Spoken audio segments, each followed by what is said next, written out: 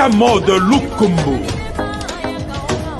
Efrata Mode Lukumbo, au numéro 18 rue d'Aver, à Lyon. Référence Sax Gambetta. Numéro de téléphone 07 53 86 56 53, précédé de double 033 à partir de l'étranger. Vente de toutes marques de tenues vestimentaires, chapeau, képi, chemise, veste simple, pantalon, costume, pull, polo, sandales, tout pour l'habillement et la bonne présentation de l'homme digne du 21e siècle. Ça paie comme jamais à la boutique Efrata Mode Lukumbo, à Lyon, en France. Des véritables marques d'origine en provenance d'Italie. Commandez dès à présent vos tenues vestimentaires toutes marques certifiées d'origine. Des griffes, Yohji Yamamoto, Versace et j'en passe. Dolce Gabbana. Efrata Mode en Lyon, en France. C'est la grande marque d'habillement signée Efrata Mode Lukumbo. Efrata Mode Lukumbo, toujours à la page, toujours à la mode.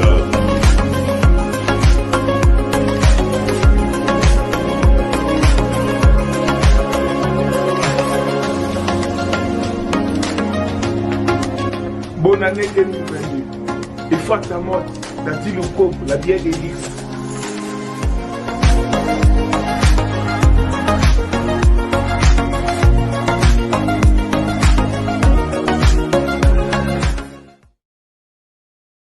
Soluções amis e paia Patrick Maloa Venghi, pompe funèbre, Global Service. Du jamais vu à Paris, PFGS, Pompe funèbre Global Service Val-de-Viole. Pour l'enterrement de vos proches, parents, amis et autres connaissances. À Paris, en France, la grande maison spécialisée Pompe funèbre Global Service s'occupe de tout. De la morgue, cortège, jusqu'à l'enterrement au cimetière partout en France, adressez-vous chez les pros. Au numéro 25 rue Léon, Paris 18e arrondissement, métro Château Rouge. Renseignements et informations. Demandez Patrick Maloa Venghi au 01 44 92 82 85 ou au 06 52 56 67 16 ou encore au 07 83 99 58 93 double 033 à partir de l'étranger. Location des salles pour réception de la famille éprouvée. Pour la circonstance, divers autres services. Le rapatriement des corps à Kinshasa, en RDC et partout dans le monde. C'est l'affaire des pompes funèbres Global Service. S'occupe de tout. Inhumation, exhumation, pose de pierres tombales et crémation. Renseignez-vous rapidement à Paris et aussi à Kinshasa. Faites confiance toujours aux pompes funèbres Global Service. Merci Patrick Maloa Venghi, le grand bosseur, le grand baobab. Toujours. Ce sont des heures. Facebook. Tolo la vite fait. Quelques minutes, hein? Mars 30 minutes. Parce que temps bien des années. Voilà.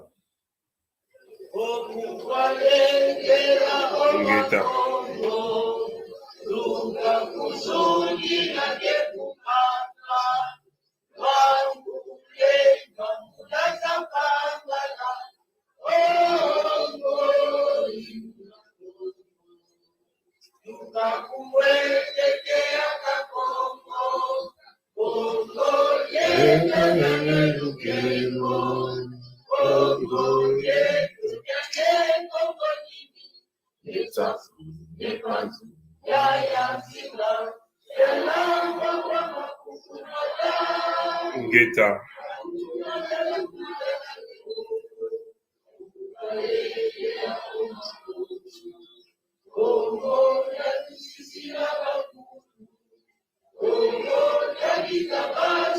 Partagez vidéo bandeko.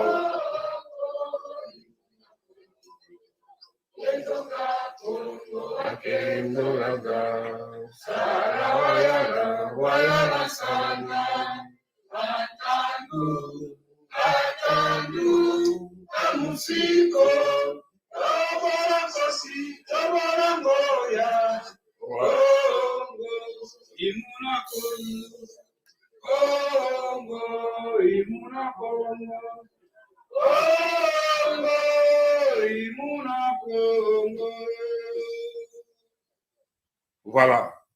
Ingeta, bandeko. Le sako bandeko bozara YouTube.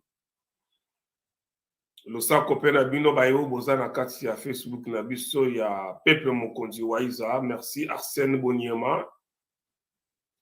Na pesi mino mbote bandeko, c'est vrai, na na programme à la vidéo te. Mais c'est par rapport il y a échange moko na uti ko sala na cadre moko ya décidé. Ma solo la uti ko solo la bon mone lo na uti na pongi.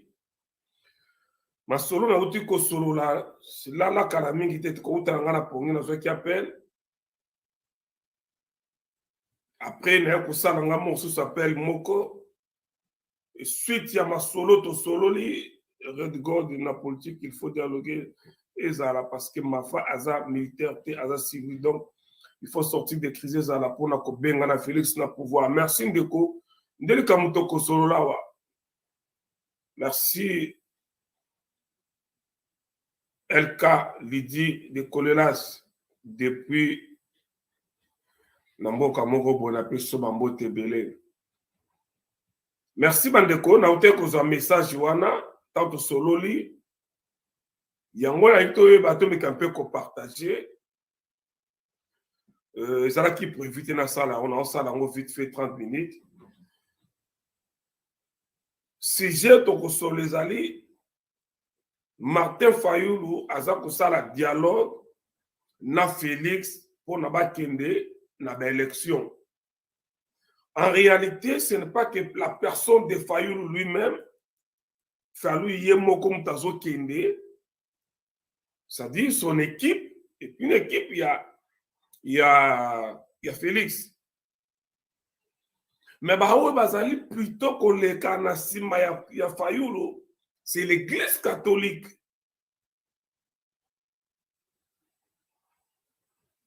Beaucoup limbi sanga mukie ce qui peut-être na kozala un peu dur na malobalanga parce que le Congo est plus grand que tous ces politiciens.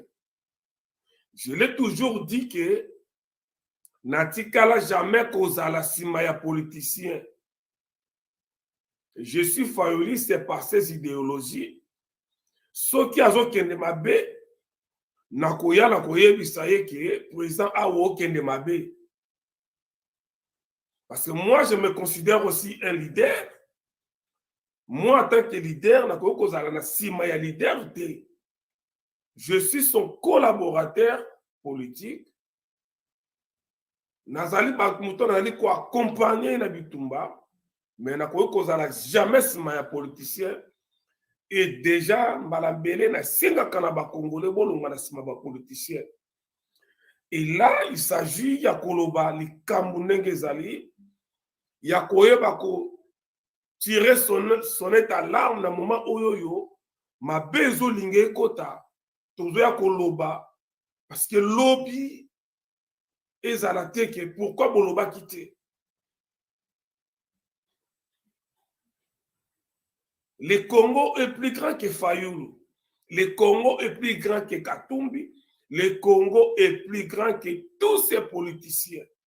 Donc nous avons intérêt yakoya koloba tango makambo tozumuna nzo keni susu bien dit parce que tango makambo kenda malamu tozala kuwasha koloba tango Fayulu la sala kama makambo ya malamu tozala kana kuwasha koloba Ce qu'il faut la sali malamu to beta kama boko to yaka ko défendre ye. Et ce qui m'a kamezo kende bien te to koya koloba parce que le Congo est plus grand que Martin Fayulu. Oyo vidéo to ça là, il y aura des centaines de vidéos comme ça là. Ce qui toujours Fayulu a continué koyo que l'église catholique. Bande Konanga. Nous sommes en 2018.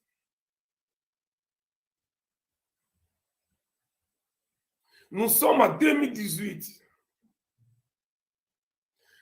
Fayulu a eu décision, il n'y a aucune élection. Parce que les élections ont déjà perdu en avance. On ne voyait pas par quel miracle Alias Kabila a respecté la vérité des urnes. Fayulu a décidé à kokendete. L'église catholique, quand l'église catholique wanakaka, les champs, les consorts, les machins, les moutons, les chats, wanakaka l'église catholique.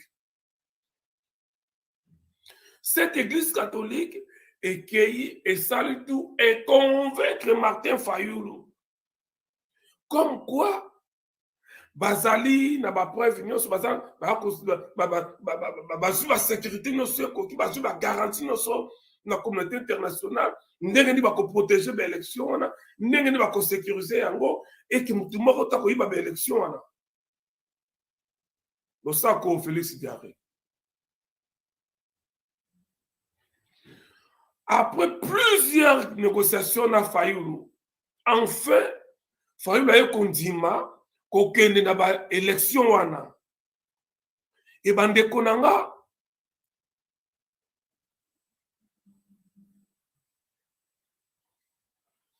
bande konanga, vous allez voir durant 5 ans de konanga que vu na répondre yo, t'inquiète pas, na répondre yo. Pendant 5 ans mobimbaya, il y a mandat à Félix. Ce qui est loko moko bati ya Félix mané ko attaquer Fayulu, ba benga azali versatile. Aza inconstance na constance la politique. Or, Fayulu a été dribblé par l'église catholique. Bon, donc on va que oui, il y a les bossons parce que c'est une expérience. Donc on peut ça être parce que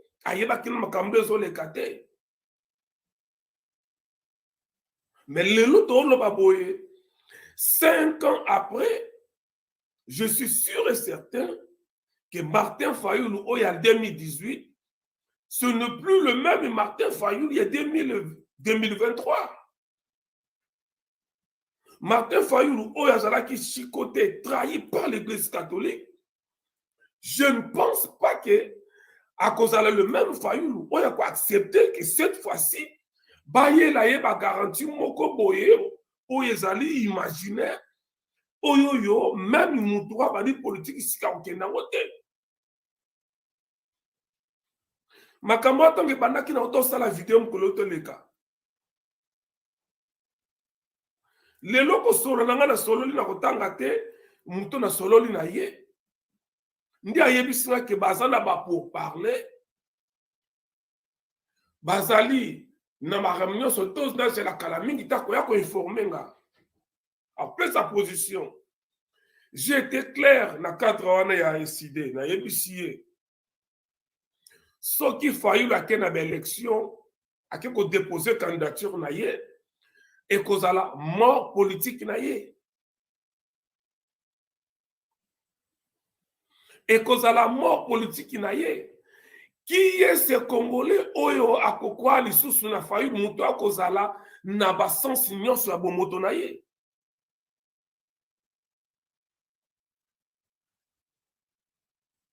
Ndeko nanga Jean-Pierre, mais makambo yango na solo ba yango masolo na autant solo na bango.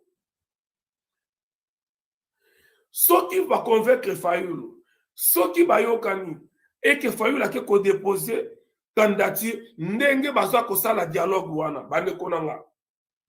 Déjà tous ces lieutenants députés bato nyonso fallait ba déposer pa ya na Fayulu bayoka ki bango nyonso ki non ba ko déposer te. Et ceux qui Fayulu a ko déposer député ne ba déposer te. Vous ne voyez pas que c'est une trahison. Donc il y a un groupe na bango moko. Quel sera le sort ya ba maman Chantal Moboni, ba Prince Penge, ba Yves, ba Joko, ba Nico Maengele, ba Prince Moussa, ba tutu wana, ba tutu ba zala kana ba vieux Moussa tout. Sort na bango kozala ndenge nini. Et par là que na yo koyoka ke baza ko négocier d'une manière que ba fongole la Fayulu brèche moko pona ba lietina na ye. Mais bande konanga na auto solola mama ba auto solango.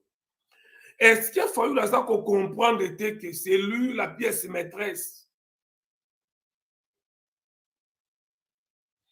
Est-ce que Fayulu aza ko comprendre que c'est lui la pièce maîtresse et que Bazan a besoin pour que l'élection soit crédible?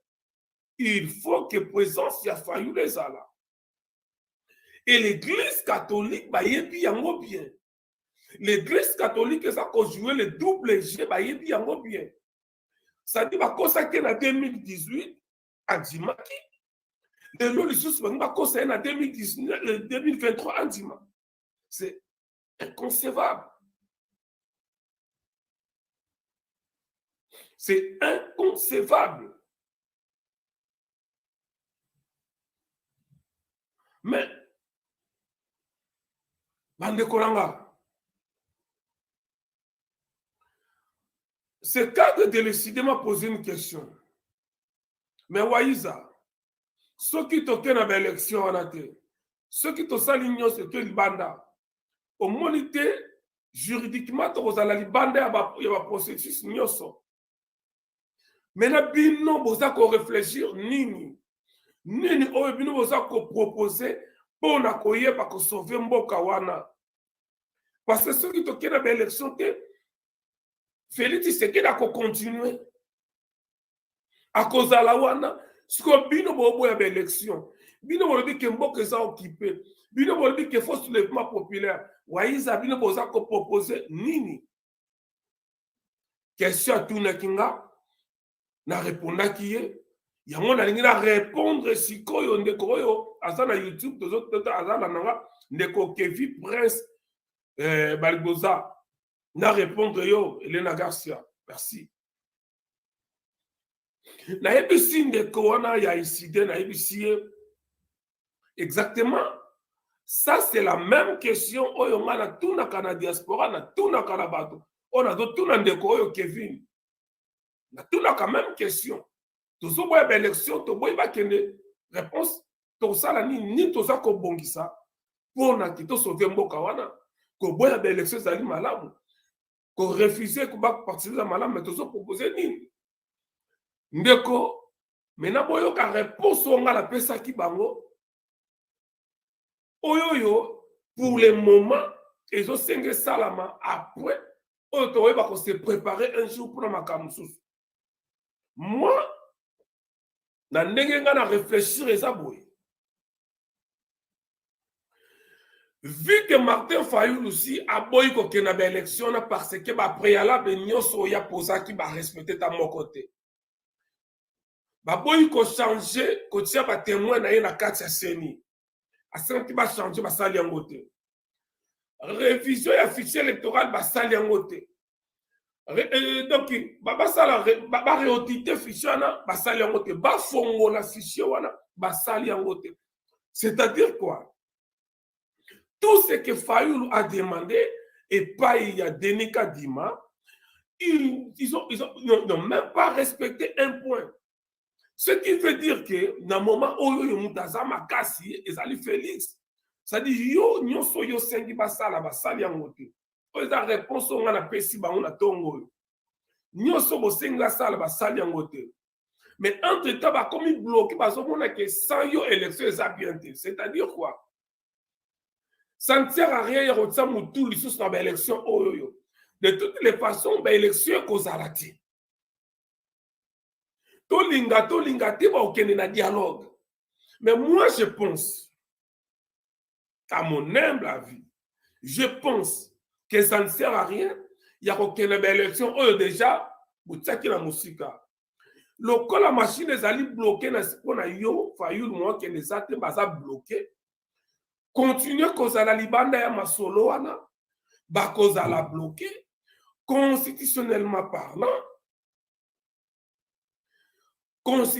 parlant, Félix a cause à la libanda ya mibeko. Félix a cause à la source na pouvoir mon côté selon la constitution. Ça dit yona Félix. Ceux qui vont faire la psycho, qui vont sur la loka, moi, ya kobima la crise, en ce moment-là, au kokende mena la valeur, na respect, nyonso. Ceux qui ont maintenir par principe aux anango, pour bloquer la Chine, pour qu'il y ait une élection en athée, élection de toute façon qu'aux alatés. Lorsqu'on a une élection qu'aux alatés, vous serez obligé, choisir qu'aux alatés. Vous serez obligé à vendre autour d'une table parce que vous avez la moyenne sans président, au président, vous avez en dehors de mandat, tout.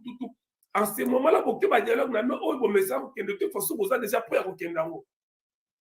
Mais quand vous avez là, vous avez na respect, na mouya, na pouvoir, na considération, Nadine Luna, bonjour.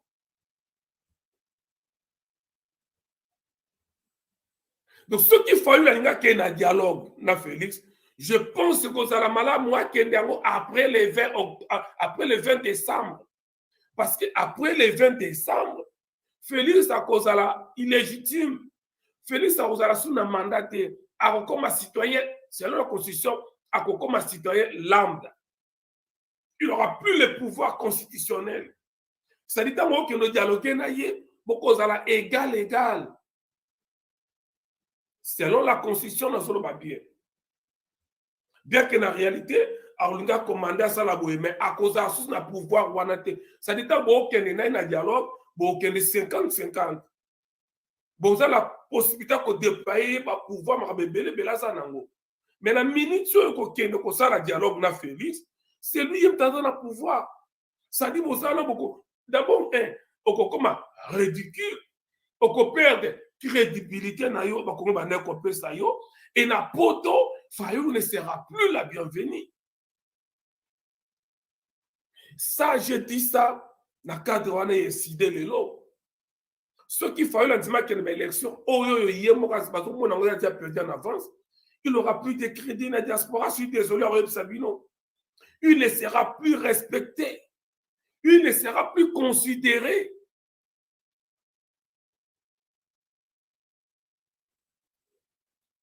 Il ne sera plus considéré. Donc, les candidats la pesi bango qu'il faille continuer à bloquer la Chine à Kenya dialogue na élection juste comme na moment où bango va déclarer que élection cause la tête pour na ba raison bango va couper ça.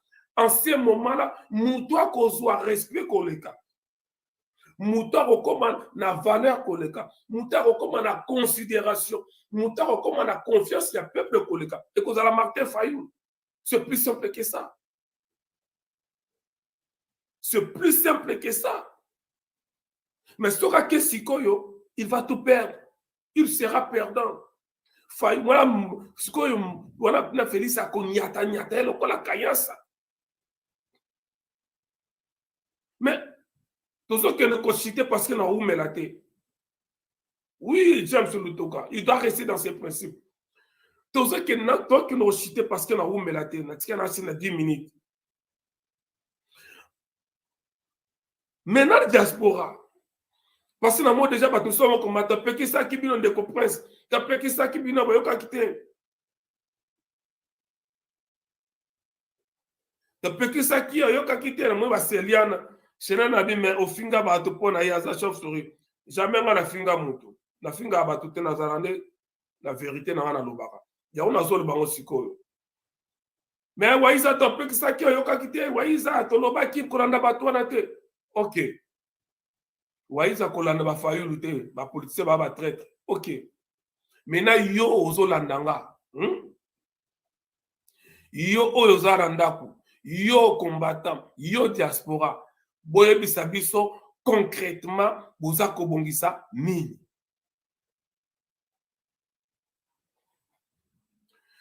concrètement diaspora toza kobongisa nini diaspora eza makasi mpona kofinga diaspora eza makasi mpona koboya diaspora eza makasi mpona kosala tout okosala tozobongisa nini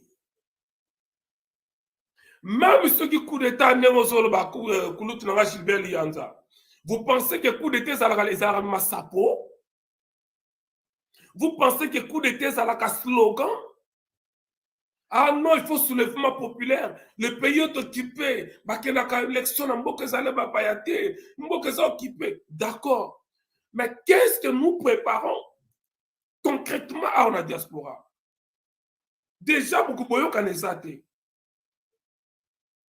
intel na te bali koyokana te groupe on a groupe koyokana te bozosela ba musicien concert ya fali concert ba wera pour na bola assemblée ya unité money munga waiza money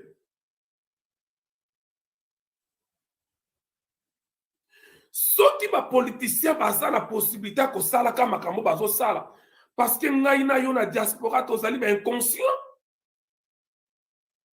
parce que yo na ye bozali ba traître.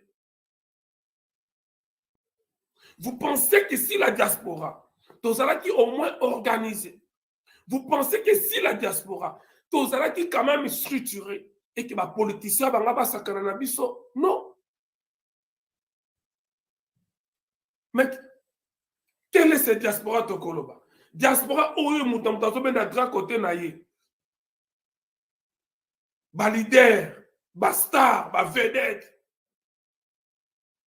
Ba so ba kombo na diaspora. Ba kombo bino boyebi. Ba yokaka mutu te ba respectaka mutu te. Maintenant bande konanga. Ndeko nanga ekulutu nanga Gilbert Lianza. Coup d'état na Congo bobosana. Ngai na situation ya Congo lelo na koki ko penser ata na coup d'état te na Congo lelo to sona Congo ya lelo. Ce qui coup d'état salami na Congo bo kitabo mate kozala jamais d'avantage na biso. Ce qui au moins Félix asala ki ba réforme na kati ya armée wana. Ce qui au moins Félix asala ki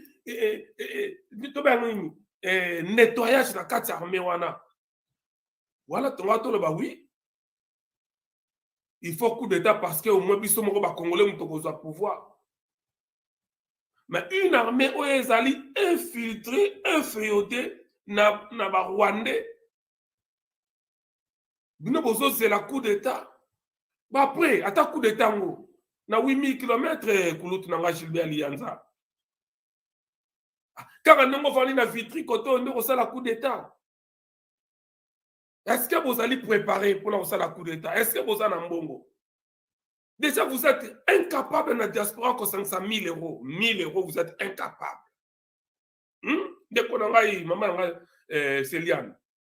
Diaspora, vous êtes incapable de 1000 euros. Nabi 1000 euros. 1000 euros, vous êtes incapable.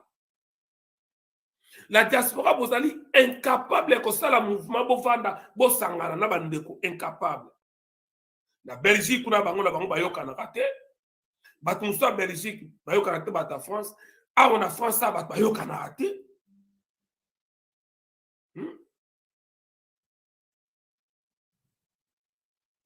C'est comme ça, Bisanga. À un moment donné, boyokaka Sony. Il y a quoi attaquer les politiciens wana. Ça disait le la papa moko boye, azali incapable de consommer la banane na eli panatongo. Mais aza kosilika ndenge voisin azokabila bana na ye mapa.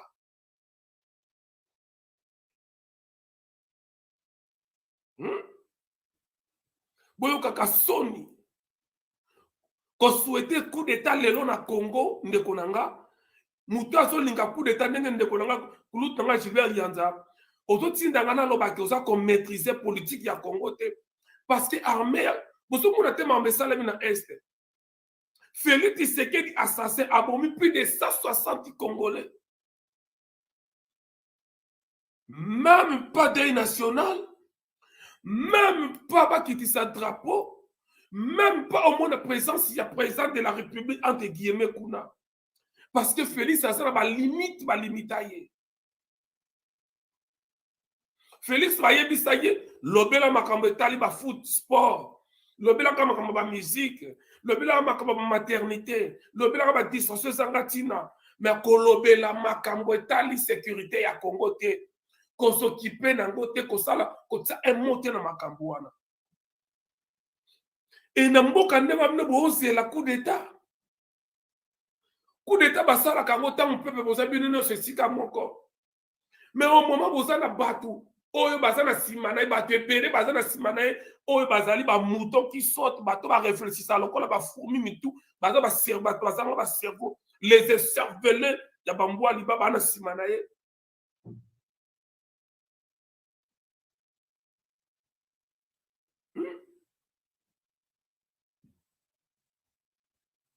Vous pensez vraiment que Makambouane Kotambola?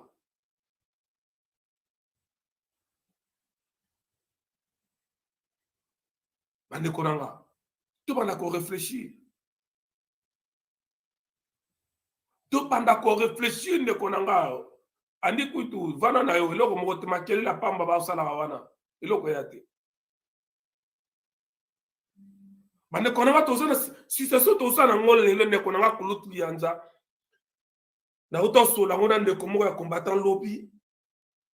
Il faut que diaspora to vanda to sangana to créer rapport de force. Et là je lance, non lancé appel. Na ba mouvement o eza ba combattant na poto. Na boko tanga combo gauche droite. Mouvement oyoyo ezali na esprit ya unité. Mouvement oyo eza l'esprit ya kosangisa bato. Mouvement oyo eza esprit ya kosauver komba oyo. Eyeba kozua initiative ya kobengisa bato nyonso.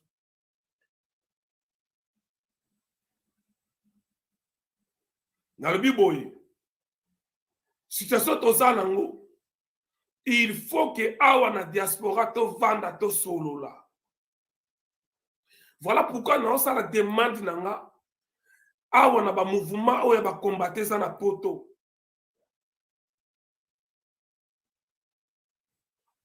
Mouvement on a kati nango baza na esprit ya humilité. Baza bato ba randoté. Baza bato ba rankinité. Baza ba miyibité bato lo kosoté. Baza bato ya jaleloté. Mouvement oyo baza na komikitisa. Mouvement oyo bakoki kovanda kostoko oyo bakoki kozala initiative na bolingo ya Congo to vanda to solola. Bozwa initiative bobengisa bato.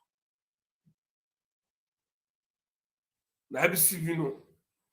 Soki toko continue toujours ko attaquer ba politicien, ko finga ba politicien, ko critiquer ba politicien sans que biso tozala na proposition ya kosala.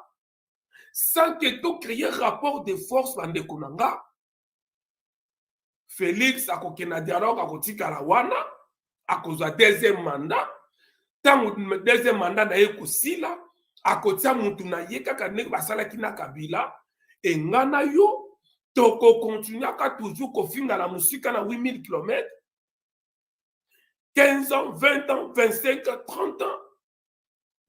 Tik suka nango bozo tikala mibale misat bazo longwa et bino ba obanda kolonga bo benga bango toujours ba collabo ba très jusqu'à ce que combat we kosila et malheureusement tokoya ba kozala ba to na fenêtre déjà tozo so laboyer nazali ko réitérer ba propos nanga le combat c'est une coquille vide Yom tozalaka sensible sur le combat et comment coquille vide.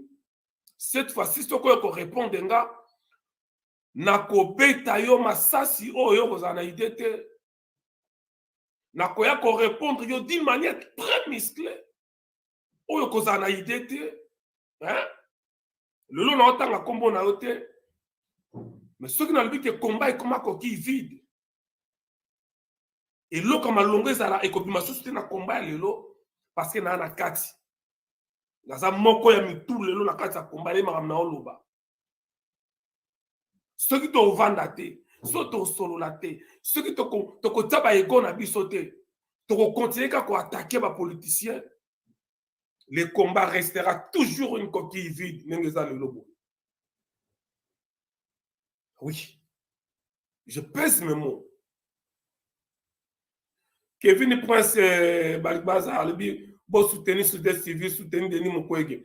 Mais dès qu'on a dit, yo ça quoi attaquer nga qui vous pèse surtout là les politiciens. Parce que Docteur Denis Mukwege a un soutien en là. Naza muta plateforme Denis Mukwege, mais je ne vois pas pourquoi on a quoi attaquer derrière. Non, le blatal Kambamo. Ils ont les telanga comme on a combattant, baza quoi attaquer sur Denis Mukwege. Moi, ça me dépasse. Les combattants, baza quoi attaquer sur Denis Mukwege. Denis Mukwege traître. Denis Mukwege azana ba mindele. Denis Mukwege azali burundais. Denis Mukwege tout. Ce qu'on me montre, on a loba. En réalité, Bolingini na diaspora.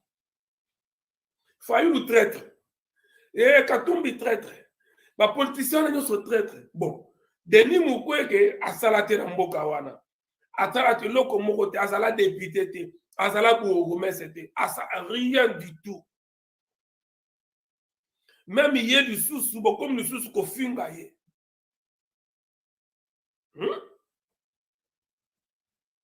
Vous ne voyez pas que ce combat est en perte de vitesse? Vous ne voyez pas que cette diaspora est en perte de vitesse? Mabe ya Denis Mukwege zali nini? On a azali Pierre Bamindele. Oh, ndeko. Est-ce que vous avez un politicien africain, congolais koutouté, nati Afrique mobimba? Vous pouvez citer un politicien moko y Afrique mobimba, y compris Congo. Oyo azalakana mindelite moko kaka. Même nous devons kumisa tout ça ko féliciter Ibrahima Traoré. Oyo ya Burkina Faso. Assimi Goïta ya Guinée. Oh nyoso ya Mali. Assimi Goïta za ya Mali. Batu wana nyoso bazana mindele. Mais mindele ba onde twana Baris baza mindele. N'est-ce pas que ba mindele? Bazana ba chinois. Bon, chinois mindele entre guillemets mais pour na bango. Bango tukaka mindele côté kunaka. Vous pensez que ceux qui le Mali, Niger, Burkina Faso, Guinée wana, bazala ki simana bango na puya mindele mususte banga bazande bazawana. Vous pensez vraiment?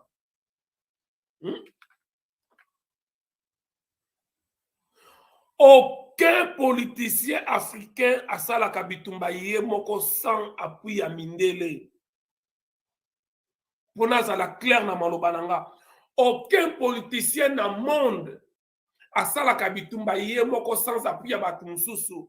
Même les États-Unis d'Amérique ont besoin de la France, des Anglais, des Allemands. Nous sommes dans une période qu'on appelle la globalisation, la mondialisation. Vous ne pouvez rien faire tout seul. Sauf que ce l'autre kokoloba, faut que yeba mundele nini to batu nini yoko zarana bango. Bon mais que ko kolisa ba bongo na bino. Voilà pourquoi combat ezo kufa parce que je suis désolé pour ma combat bazo ba baleki mingi. Est-ce qu'il y a fingi mutu? Tant na lo bazo ba baleki, ezate ke ba o batanga te. Non. Zoba ezaka mutu atangi tete. Et ça, batusu na combat o atanga penda mezoba. C'est comme au Congo. Na Congo, mutamaye la tamoko à la tête. Et na Congo, mutamaye la tamoko à la tête. Ba politique nyonso ba dirige à Congo, ata mutumoko mayela à la tête. Parce que mayele ba mona ngo na misala. Problème à combat sikoyo bazo ba leke belé. Ça dit ba muso mona ya tanga mezoba. Ça dit bato baza na difficulté ko réfléchir. Ça dit bato oyo ke likambo mona na boema boyo kontima parce que ça soba. C'est ça le problème des combattants. Trop de zoba, trop de ba idiot ba leki mingi na combat. Aza na diplôme mais idiot. Aza na diplôme mais zoba. Aza na ba diplôme mais aza ka zoba na combat ou bazé belé.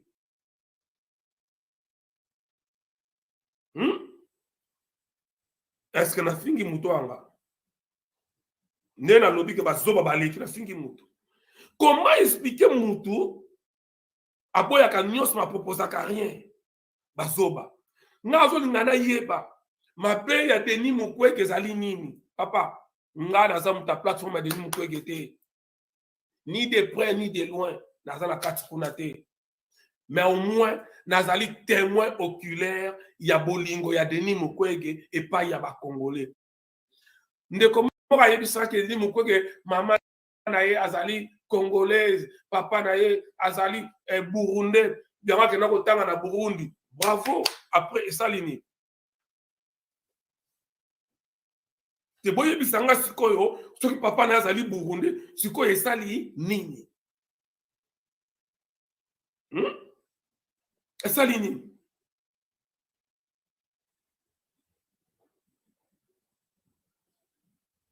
Problème à mutu. Bazoba baleke belé na diaspora. Bazoba baleke. Osomo na mutu musa to réfléchir koleka kout na mutu. Obi kalatan to sala na Congo to kasi bat la poto tout ba ramayel. Je suis désolé hein, c'est non ba lobo yo. Tant to sala na Congo, na kansa ki na poto ba tout ba ramayel. Zo kana ko remarquer na poto bazo baleke belé koleka bat na Congo. Nombre ya bazobo ba na poto baleki ebele koleko ba na Congo. Est-ce que na fingi muto awa? Ce qui est sûr, ce qui est un zoba. Parce que je n'arrive pas à comprendre comment Batouazali n'a impossibilité, Batouazali incapable de réfléchir le col à Batou. Alia ka bien. Azali a problème à couranter. Azali a problème à maïté. Azali a problème à transporter. Azali a problème à internet. Il y a communication. Il y a problème à soins de santé. Azali a problème à bon côté. Mais il n'arrive pas à réfléchir. Comment expliquer ça? Qui peut m'expliquer ça? Makambouya simple, vous êtes incapable de réfléchir. Ah, Mukwege yete, Mukwege. Papa, maman. Kabila Rwandais, ok, ton Jimmy. Était-il séqué d'Angolais, ton Jimmy? Honoré Rwanda, qui est centrafricain, ceux qui soudanais, ceux qui n'ont. Ok, ton Jimmy. Ngamorokutu, Muzombo, ok, ton Jimmy. Fayoulou sénégalais, ton Jimmy. Katumbi grec, ok, ton Jimmy. Kamere rwandais, d'accord. Oh, papa. Mukwege le sous a comme burundais. Mukwege le sous burundais. Jusqu'à quand Bokotika Kaba manipulation oyoyo? Tout simplement parce que la diaspora, oh, ils ont battu Bazalia, balingite combat ici là. La diaspora, oh, balingite combat ici là. Et belé bazana combat, oh, ata combat ici, batte avion fêlé en Kenekate. Ah, on a diaspora. Ce combat pendant Syrie, batte pendant avion yon fêlé et belé ba Kenekate. Vous savez pourquoi? Parce qu'il y a des gens qui sont au Congo. Si vous avez des gens qui sont tellement qu'il est idiot, il n'a pas étudié. Même ceux qui attendent à ma réalité, parce que quand ils ont un diplôme, ils ont ma réalité, ils sont nombreux. andi kutu esi na lobaki yango déjà atunanga andi kutu tunga Waiza stratégie na yo eza nini pona ko empêcher yo arena ya Fally n'importe quoi biloko bino bolingi yango wana makambo ezali important bolobelaka te bolandaka te bozozela yo arena ya Fally bozozela yo arena eloko bozozela yo arena bozozela concert à Fally parce que après boya kosala semblant ya unité moni nga Waiza na concert ya Fally ngai pe na kozala dans l'ombre nga pe na kosala makambo na musika bomona nga na balabala te na concert ya Fally nga na komobilize bato na kotinda ba courrier na kobenga ba telefone na kosala lokola bato nyonso na kotia elongi na nga liboso te. Est-ce que na fingi mutu siko yozo silika nini ngo kata parti wana bo kabla wana bato botinda moninga je vais mobiliser les gens la télé na kobenga téléphone na kotinda ba courrier point barre nga Waiza na kina na terrain na risquer vie na ngane na riskaka na 2020 na 2020 boyebi makambo nga na riska boyebi na riska combien d'années ya prison bauti kobotola nga mukanda à l'époque na tikali sans mukanda juge ayebisi nga na quitter France mais tala makambo na kesa na concert wana pona bolingo ya mboka pona kotemela mboka kotemela bayini ya mboka et retour nango okomona zoba moko baka na Belgique parce que balambeli ye biloko ali atondi te aya bandi kofinga yo gratuitement mutu moko bandi kofinga yo bandi kotraite yo étranger yo oyo ozali musingobe mulefu yo mwana kikonka ya kasangulu bakolo lwila bakolo kintieki gombe matadi mutu moko bandi kofinga yo etango bile bokosala makambo esimbi bango baye na video basali récupération politique babandi kofinga yo yo oyo nyokwami mpona makambo wana ye kutu emsusu akomonana na ye te. Vous pensez que tu vas continuer aux abazo bate? Bokene baksion boye obimisi mutu na yo parce que ngaso na kik na ke lumbe bato bayebi ngaso na kiti na lumbe na yaka na esprit mususu nimbila nina ozala maître ande no sandenge nini ngaso na lumbe ya ndenge mususu na tsaka esprit nanga na tsaka énergie na tsaka mamutu et puis songa na kiti lumbe ratate nga so na za lumbe et ratate et puis longi nanga na lumbe ezali force musu yaka.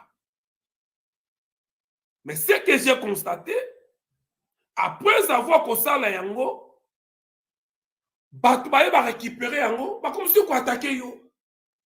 Mais oh yo muto zalaki parmi les pini dorsales ya likambo yango on s'est sacrifié on s'est mis son énergie esprit makambo tout likambo wana salami bango wana baye ba récupérer yango et comme ya bango on est sous katana de parce que zali sengo ya biso noso mais ba ni siko finga ba ni siko attaquer yo voir même comme kutu ko sala complot ba sala o geta pa pour ba sala yo mabe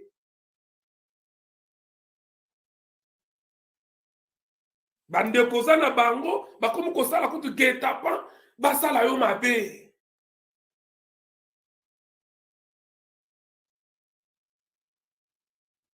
ba comme ko yoka na kino ce qui y a photo beta ye bande ko sala na bango na kati ya komba. Ngana continue koza na milande ngwana Ah non. Je continue mon combat, mais à distance. Na komona na ka place on a monique na sa à l'aise. Réunion mo ba combattant ba bengi na za l'aise na koya. Et si que na za à l'aise na koya te ba marche na ya na société. Au moins na nga marche na bino, na ka na. Je reste combattant. Dans la mobilisation na ko participer d'une manière ou d'une autre. Ceux qui sont na participer na mbongo na na tiembongo na mais koya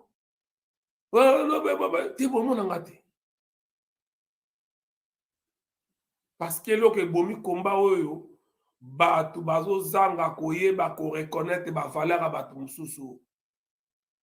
C'est vrai, toujours bunda biso nyonso, mais biso nyonso te toujours ba risque ndenge moko. Biso nyonso te da ba mususu ne baza abola nanga so nga kene Kinshasa loba sumbi biya kei. Mais moi j'ai perdu bata ndenge na ndenge. Mwana kene Congo za raté. Maman n'a pas besoin de mon anga. Mes parents n'ont pas collé. Pas ça besoin de mon anga. Pourquoi je ne pars pas? Parce que j'ai n'anzima ko sacrifier vie n'anga pour na Congo. Mais ça na batu moko boy. Hier kuta za na facilité au Kenya Congo ta lobby n'anga lingi. Ma soeur au finga yo. Mususu kut n'anga za na alia kana yena batu ya Félix. Alia kana yena Félix.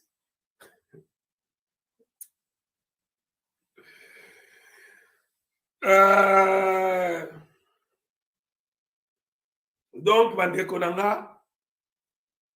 je pense que le Botokoloba,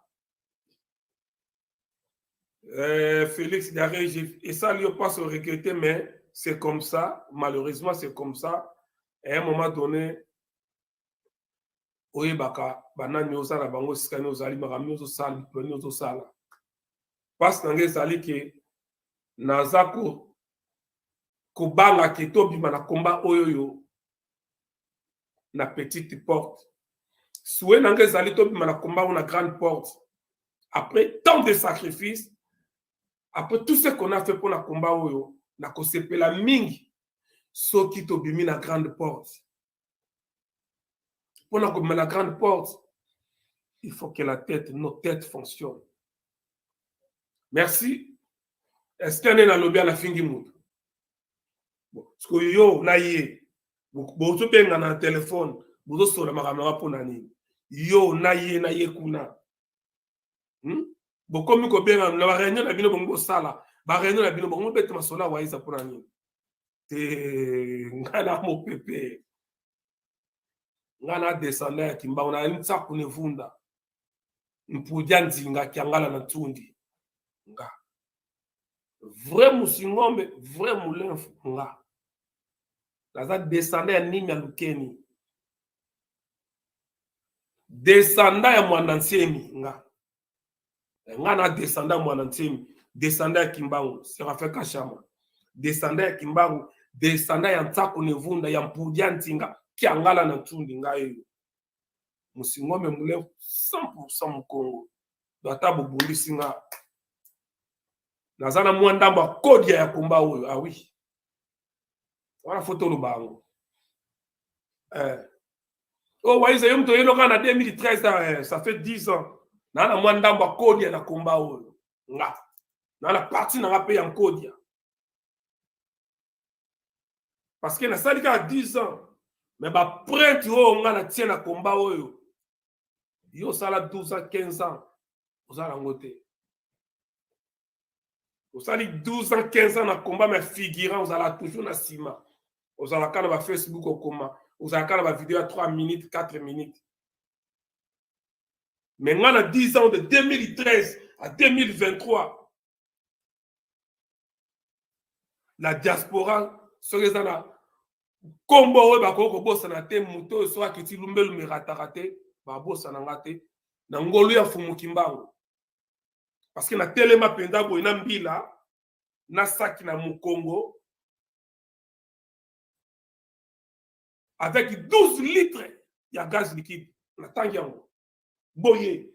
Kabande kuna termi boye. 12 litres de gaz liquide. Membi la kangi bat muswati kinga. Mais ngana saki na mukongo ba okanga bat. Na saki na mukongo. 12 litres ya gaz liquide boy. Mais mbila kangi batumsunga tikinga. Na Belgique lisusu kala mingi tawa. Masa wuti na biloko aye nango. Espetinga kende ko na récupérer kaka biloko ala bakangi masa wana. Mbila kanga bo na sota na luboko. La risque 10 à 15 ans de prison en Belgique. Là. Bakulut nanga ba na ba yebiango ba dimena ba greffier international ba yebiango ba moelle milite ba yebiango. Toujours de récupérer ton bombe. Parce que na tambola na banku na tambola na ba koko. Parce que ngaso na kiti po na Congo bafo bashala. Ma cause de trahison et ma traître, je me retire. Je suis dans les combats. Na kovanda na kosangana na bato baza dans les vrais. Na kovanda na kosangana bato balinginga. Na kovanda na kosangana bato balingi Congo. Bato baza na esprit ya bokabwanité. Bato baza na esprit ya kandate. Bato baza ba rancunier. Bato balingi Congo balingi combat. Nde ce que sengi na pana na solo na bango na kosolo. Ingeta. Est-ce que na fingi mutoa? Partagez vidéo, bah on va retirer dans la site bâti.